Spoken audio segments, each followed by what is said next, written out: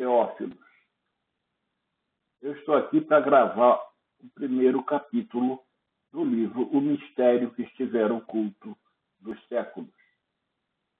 Hoje é dia 13 de junho de 2019, são 21 horas e 44 minutos. Ao fazer essa gravação, eu coloco elas no meu site, escoladeteofilia.com. escoladeteofilia.com. Se por acaso você estiver pegando esse vídeo e sentir falta de sequência, você vai no site e lá você consegue assistir desde o prefácio. Então, vamos à leitura do capítulo 1.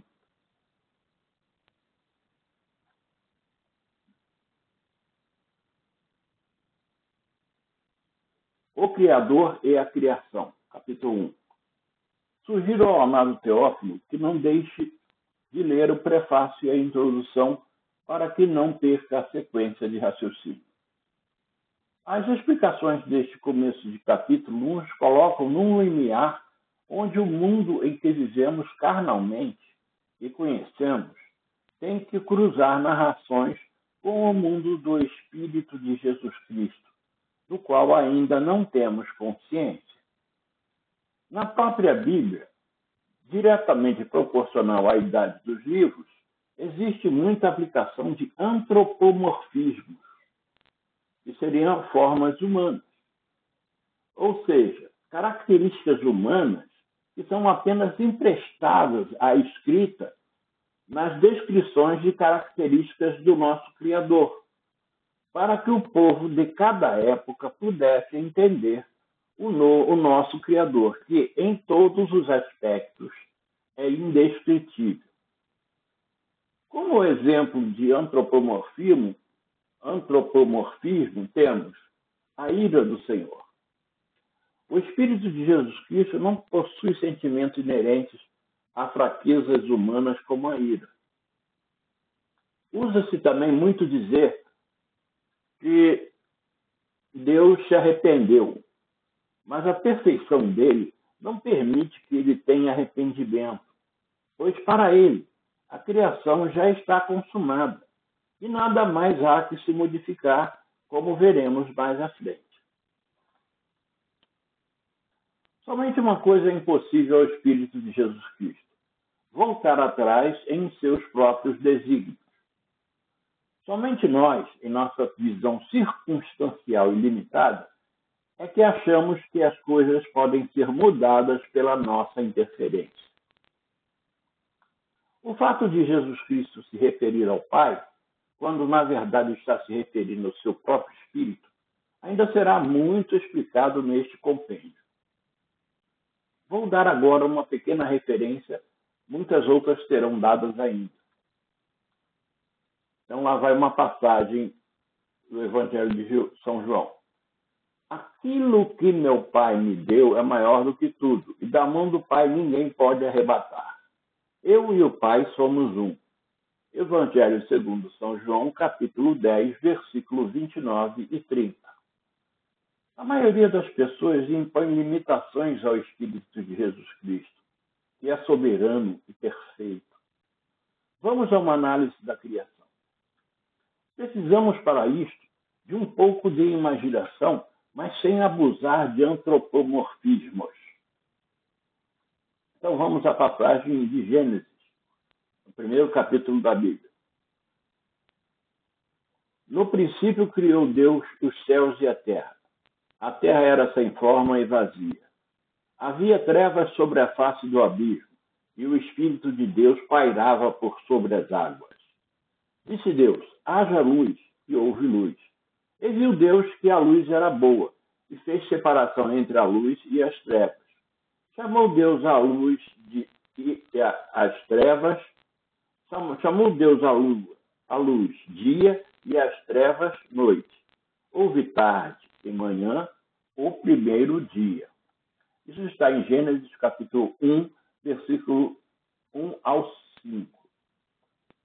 Na citação do começo da criação, observem que eu a levei até o versículo 5, para justamente mostrar que a primeira coisa criada foi o tempo, e que significa que o tempo ainda não existia antes disso, pois houve tarde e manhã, ou seja, o primeiro dia.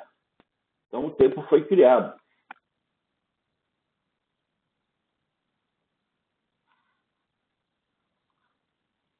E disse Deus, isso aí continuando a passagem de Gênesis. E disse Deus, haja firmamento no meio das águas e separação entre águas e águas. Fez, pois, Deus o firmamento e separação entre as águas debaixo do firmamento e as águas sobre o firmamento. E assim se fez. E chamou Deus ao firmamento céus, houve tarde e manhã, o segundo dia. Gênesis capítulo 1, versículo do 5, do 6 ao 8. Agora continuei do versículo 6 ao 8, onde o Espírito de Jesus Cristo cria o espaço, e que significa que o espaço também não existia antes disso. No começo da primeira citação é dito que a Terra estava sem forma, ou seja, não existia no mundo físico. Alguns querem entender que não ter forma é ser torto, amassado, etc. Mas a realidade é que não ter forma é não existir no espaço físico. Continuemos então o raciocínio. Onde Deus existia e existe para sempre. Pois antes de criar a Terra, ele se situava em um espaço e tempo que pudéssemos conceber ou concluir em nosso raciocínio limitado. Então, pois antes de criar a Terra, ele não se situava em nenhum espaço e tempo que pudéssemos conceber ou concluir em nosso raciocínio limitado. Será que antes de criar a Terra ele estava ou está no vazio? Para ilustrar este raciocínio bem complicado, vou falar de São Paulo. São Paulo escreveu isso. Se é necessário que me glorie, ainda que não convém, passarei as visões e revelações do Senhor. Conheço um homem em Cristo que há 14 anos foi arrebatado até o terceiro céu. Se no corpo ou fora do corpo, eu não sei, Deus o sabe. E sei que o tal homem, se no corpo ou fora do corpo, não sei, Deus o sabe, foi arrebatado ao paraíso e ouviu palavras inefáveis, as quais não é lícito ao homem referir. Segunda Epístola de São Paulo aos Coríntios, capítulo 12, versículo do 1 ao 4. Podemos observar que este homem, que é o próprio São Paulo, teve dificuldade de exprimir o que ele viu no paraíso. Entendamos que, quando falarmos do paraíso, ou do céu, ou do mundo espiritual, ou do reino do Espírito de Jesus Cristo, que muitos preferem chamar de reino de Deus, todas essas denominações são sinônimas e se referem ao mundo espiritual. E quando falamos de mundo espiritual, constataremos que este mundo espiritual é o sétimo dia da criação, que está descrito no livro de Gênesis, capítulo 2, versículos 1 ao 3, o qual para nós, como ainda veremos, é tempo futuro. Para o amado Teófilo, não dizer que estou inventando isso, observem a próxima passagem. Assim jurei na minha ira, não entrarão no meu descanso, embora certamente as obras estivessem concluídas desde a fundação do mundo. Epístola de São Paulo aos Hebreus, capítulo 4, versículo 3. Então, vou repetir aqui. Embora certamente as obras estivessem concluídas desde a fundação do mundo. Deus, como criou tudo. Do início ao fim. Eu sou o início, eu sou o primeiro e o último. Eu sou o alfa e o ômega. Assim que ele se colocou. Podemos assim concluir que, para o Espírito de Jesus Cristo, a criação está concluída, mas para nós, o homem ainda está sendo criado. Estamos no meio do processo de nossa criação, ou seja, vivemos do passado do Espírito de Jesus Cristo. mais precisamente entre o sexto e o sétimo dia da criação. Por isto, temos que ter bastante paciência e cautela para tratar destes assuntos, tendo humildade, pois o máximo que conseguiremos é adquirir noções hipotéticas. Podemos observar também que o autor de Gênesis diz que a Terra era sem forma e vazia, ou seja, ela era uma concepção do pensamento do Espírito de Jesus Cristo e não existia ainda no mundo físico. E o próprio mundo físico, nesse começo narrativo, também não existia, pois o tempo e o espaço estavam por serem materializados.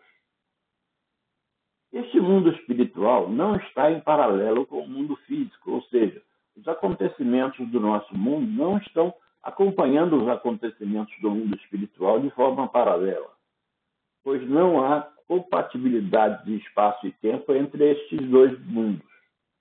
Alguns autores de ficção costumam fazer relações entre universos paralelos, mas como o próprio nome diz, é ficção. Pode ser difícil de entender, mas quando eu me referir a um espírito, não quero dizer que ele esteja vagando invisivelmente pelo nosso mundo. Estou deixando isso bem claro, para que não pensem que eu esteja conduzindo o nosso raciocínio para o kardecismo. No Salmo 90, temos uma identificação de que o tempo para Deus é uma única eternidade. Eu estou certo de que onde quer que o Espírito de Jesus Cristo se posicione, coisa que também é complicada de se imaginar, pois ele é onipresente, ele tem a visão sobre toda a história da humanidade, do início ao fim. Por isso, ele diz, eu sou o alfa e o ômega, o princípio e o fim, considerando tanto o espaço como o tempo. Alfa é a primeira letra do alfabeto grego e ômega é a última, daí o simbolismo de princípio e fim. Vamos falar de uma leitura do Salmo. Senhor, tu tens sido o nosso refúgio de geração em geração. Antes que os montes nascessem e se formassem a terra e o mundo, de eternidade em eternidade, tu és Deus. Tu reduzes o homem ao pó e dizes, tornai filhos dos homens. Pois 1000 anos aos teus olhos são como o dia de ontem que se foi e como a vigília da noite. Salmos capítulo 90, versículos do 1 ao 4. O primeiro capítulo de Gênesis, indo até o versículo 3 do segundo capítulo, é uma narrativa onde o narrador está no mundo espiritual, o mundo dos pensamentos, das ideias e das vontades do Espírito de Jesus Cristo. O narrador está no âmago do Espírito de Jesus Cristo. Essa parte da narração somente pode ter sido transmitida oralmente ou por inspiração pelo Espírito de Jesus Cristo ao narrador, pois a humanidade foi criada somente no 6º dia. Portanto, até o 5º dia não havia homem que fosse testemunha dos acontecimentos. Já a partir do versículo 4 do segundo capítulo, o narrador sai do interior do Espírito de Jesus Cristo e vai se situar dentro da caixa de tempo e espaço que o Espírito de Jesus Cristo acabara de criar. A isto eu chamo de fundação do mundo. Peço ao amado Teófilo que guarde bem este marco do parágrafo anterior, pois este é o marco da fundação do mundo. Gênesis capítulo 2, versículos do 4 ao 17. O narrador sai de um vazio sem tempo e sem espaço e ingressa nos primórdios do mundo físico. Em meus estudos para desenvolver esse compêndio, li a Bíblia profundamente concentrado para detectar as informações subliminares existentes nela. Eu comparo a criação como um longo tapete que o Espírito de Jesus Cristo desenrolou, e ele tem a visão do seu começo e do seu fim, e a criação caminha por ele, enxergando apenas o próximo passo a ser dado. No decorrer desta leitura, o amado Teófilo vai ver muitas fundamentações bíblicas para esta minha tese. Como ainda veremos, cada escolhido e predestinado que morre, no mesmo instante, ressuscita no sétimo dia, o dia do descanso do Espírito de Jesus Cristo, o dia da ressurreição, que na verdade não é descanso para o Espírito de Jesus Cristo, pois ele não se cansa. Este dia de descanso é para nós, e este dia é também o dia da restauração do paraíso. A queda, o pecado da desobediência do homem, não foi imprevisível para o Espírito de Jesus Cristo, e sim o início de uma modelação ou lapidação, para sermos preparados para vivermos no paraíso. O conhecimento onisciente do Espírito de Jesus Cristo já enxerga a conclusão desta maravilhosa obra. Ele enxerga toda a história da humanidade, e se ela tem um fim ou não, eu não sei, mas tenha fim ou seja infinita, a orientação do Espírito de Jesus Cristo a criou, a vê, a governa e a ama. Embora não haja paralelo de tempo entre esses dois mundos, a única evidência que temos é que o sétimo dia, ou seja, o descanso de nosso Criador, ainda não existe para nós, pois nesta caixa de tempo e espaço, aos nossos olhos, ou seja, em nosso ângulo de visão, existe muito a fazer ainda. Pois todos os espíritos criados no sexto dia têm que passar pela condição de encarnados, se o número de espíritos criados não for infinito. Então, essa terra amaldiçoada vai existir até a encarnação do último dos espíritos criados. Como já foi referido, temos o sétimo dia descrito em Gênesis. Mas para nós, ele ainda não existiu. É futuro, pois estamos sendo criados ainda. Estamos no meio de nossa gestação. Nos 7 dias da criação, o Criador está em sua eternidade. A partir do versículo 4 do capítulo 2 de Gênesis, inicia-se a materialização do plano divino. Este momento, como já foi dito, trata-se da fundação do mundo. Mas os teólogos e historiadores acham que entre os versículos 4 e 17 do segundo capítulo de Gênesis, há uma repetição do processo da criação de forma resumida. Mas se o amado Teófilo ler com atenção, poderá constatar que não é uma repetição, e sim uma continuação.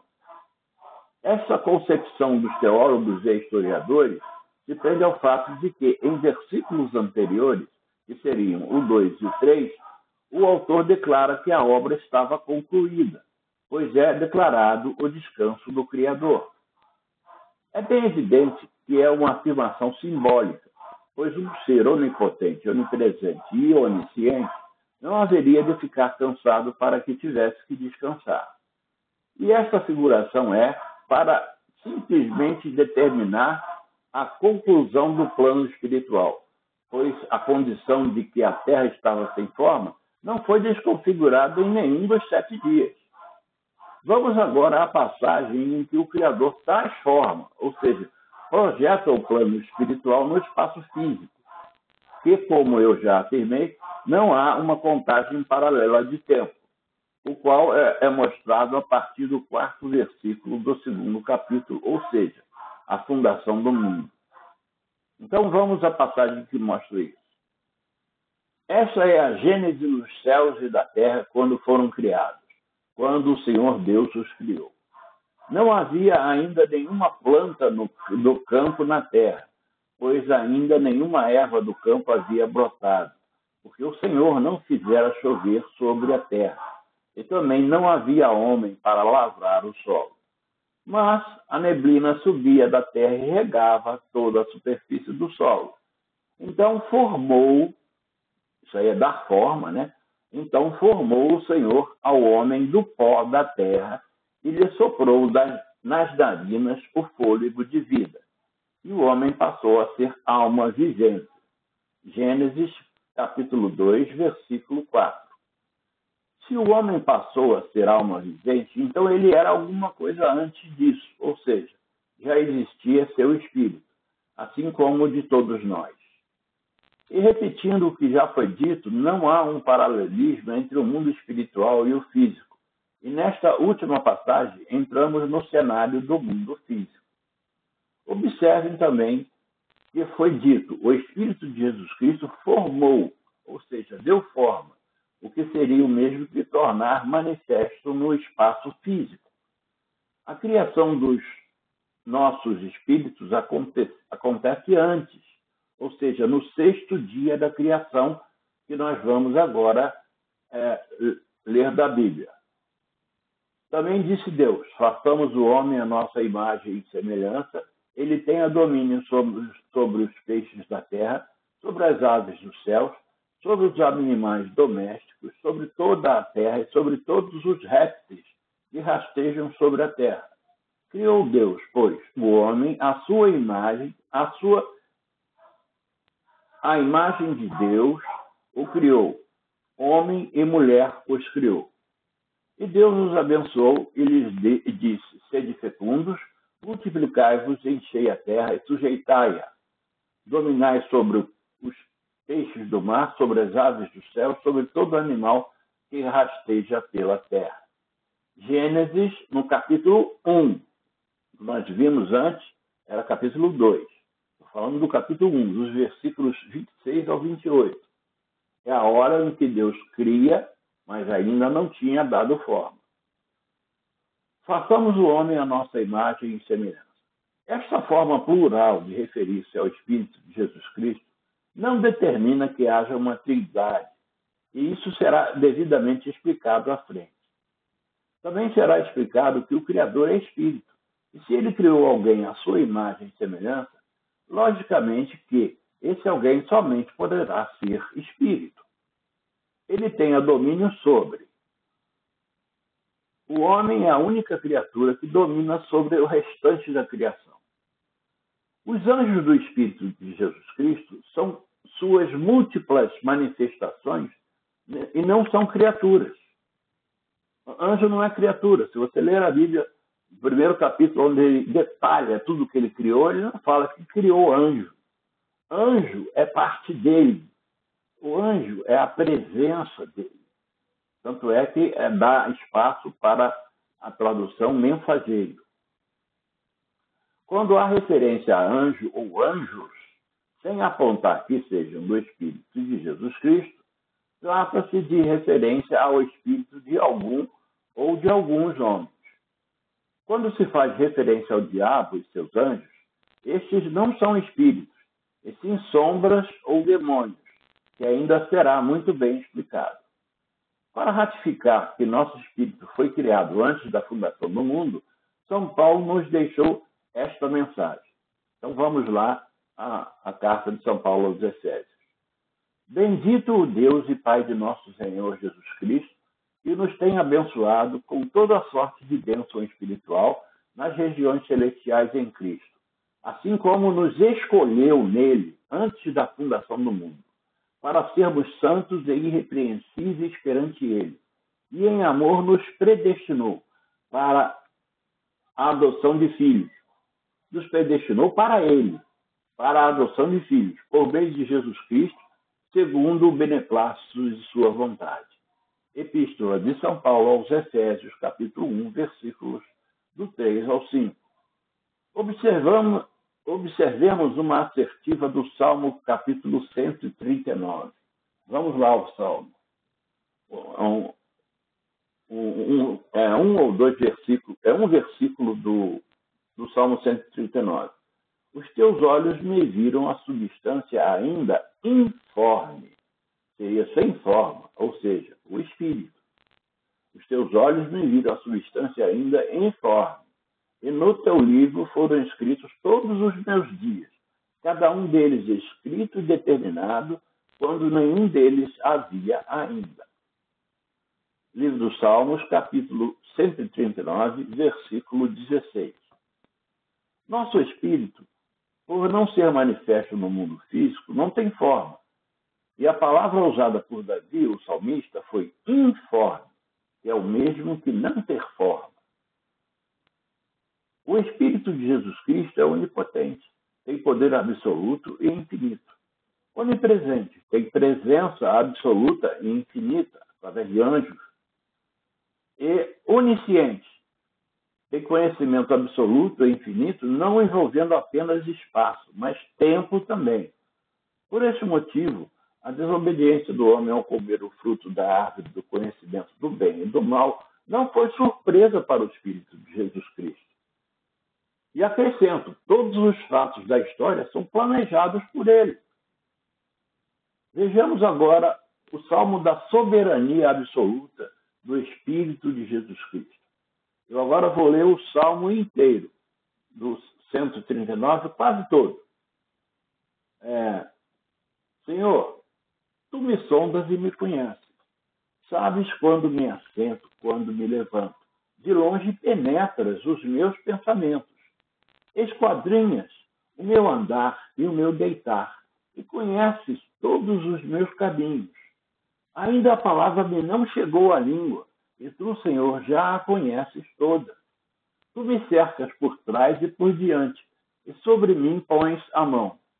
Tal conhecimento é maravilhoso demais para mim. É sobremodo elevado. Não o posso atingir. Para onde me ausentarei do teu espírito? Para onde fugirei da tua face? Se subo aos céus, lá estás. Se faço a minha cama no mais profundo abismo, lá estás também.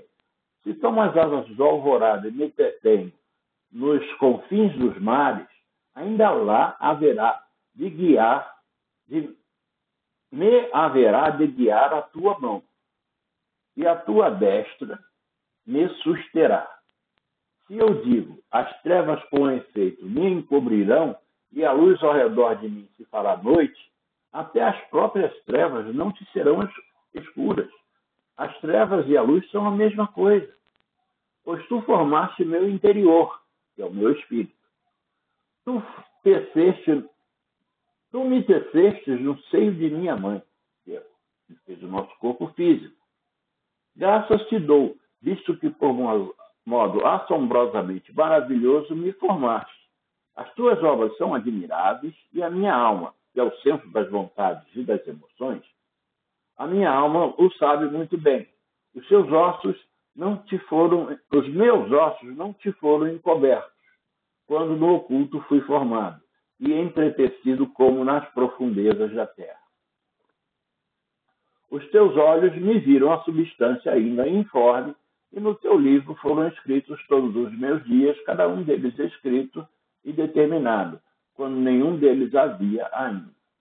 Salmo, capítulo 139, versículos 1 ao 16. A leitura da Bíblia é aparentemente confusa para muitas pessoas, pois os líderes da cristandade passam por passagens como esta e fingem que não veem. Também pelo fato de haver uma resistência do homem para aceitar a predestinação. Quem lê inconscientemente acha que é uma alegoria, por não admitirem que o homem não seja autônomo. Para nós, deveria ser, ou melhor, é uma honra termos um Espírito que é a imagem e semelhança do Espírito de Jesus Cristo e fazermos parte de um todo com ele. É impossível para o nosso espírito se destacar do Espírito de Jesus Cristo. Sofremos porque vivemos um falso livre-arbítrio, que é representado pelo fruto proibido que Eva comeu e o deu a seu marido. Desde então desenvolveu-se o nosso ego, que é representado pela serpente que enganou a Eva. E demos continuidade ao ato de Adão e Eva e vivemos a preferir dar ouvidos para esta serpente, que é o nosso ego, e que nos causa cegueira, e não nos deixa aceitar a verdade que está à nossa frente em toda a Bíblia. Vou apresentar duas passagens que as lideranças costumam ignorar. As lideranças das religiões cristãs atuais, né? Eles costumam ler a Bíblia e muitos trechos são deixados de lado. Aí vamos lá. Novamente pegaram os judeus em pedra para lhe atirar. Disse-lhe Jesus: Tenho-vos mostrado muitas obras boas da parte do meu Pai. Por qual delas me apedrejais? Responderam-lhe os judeus: Não é por obra boa que te apedrejamos, e sim por causa da blasfêmia, pois sendo tu homem, te fazes Deus a ti mesmo. Replicou-lhe Jesus: Não está escrito na vossa lei? Eu disse: Sois deuses. Se ele chamou deuses aquele a quem foi dirigida a palavra de Deus, e a Escritura não pode falhar, então, daquele a quem o Pai santificou e enviou ao mundo, dizes: Tu blasfemas, porque declarei sou filho de Deus. Evangelho segundo São João, capítulo 10, versículos 31 ao 36. Quero avisar ao amado Teófilo que existe um capítulo só para explicar o que seria a descendência de Caim, que tem o título de Os Destinados para a Ira. Que são aqueles que iriam para o tal inferno que falam aí, mas não é bem isso, assim a história, vocês vão ver isso melhor. A passagem da Escritura a que Jesus Cristo se refere é o Salmo 82. Deus assistir é morar. Deus mora na congregação divina, no meio dos deuses estabelece o seu julgamento. Até quando julgareis injustamente e tomareis partido pela causa dos ímpios? Que seria a descendência de Caim. Fazeis justiça ao fraco e ao órfão, procedei retamente para com o aflito e o desamparado. Então, fazeis justiça ao fraco e ao órfão, procedei retamente para com o aflito e o desamparado. Socorrei o fraco e o necessitado, tirai-os das mãos dos ímpios, e a descendência de Caim. Eles nada sabem, nem entendem, vagueiam em trevas, vacilam todos os fundamentos da terra. Você está se referindo à descendência de Caim. Eu disse: sois deuses. É a parte do Velho Testamento que foi mencionada por Paulo lá no Novo Testamento. Eu disse: sois deuses. E seriam nossos espíritos, dos escolhidos e predestinados, que somos a imagem e semelhança do Espírito de Jesus Cristo. Isso é uma explicação. Eu disse: sois deuses, sois todos filhos do Altíssimo. Todavia, como homens morrereis, e como qualquer dos príncipes haveis de sucumbir. Isso aí está escrito em Salmos, capítulo 82, versículo do 1 ao 7. Essa morte é a morte do corpo físico, tá? Nessa terra amaldiçoada. Depois nós teremos uma vivência após a nossa morte, que isso vai ser explicado com mais detalhes à frente. Fica difícil de entender a Bíblia enquanto não entendemos com clareza que estas frases estão se referindo ao nosso espírito. Sois deuses, sois todos filhos do Altíssimo. Quanto à afirmação, todavia, como homens morrereis, e como qualquer dos príncipes haveis de sucumbir, essa assertiva se refere ao corpo carnal dos escolhidos. Trata-se do desígnio da maldição da terra, de onde adveio a morte física, que não haverá na ressurreição, pois nossa imortalidade será restaurada. Bom, terminei o capítulo 1.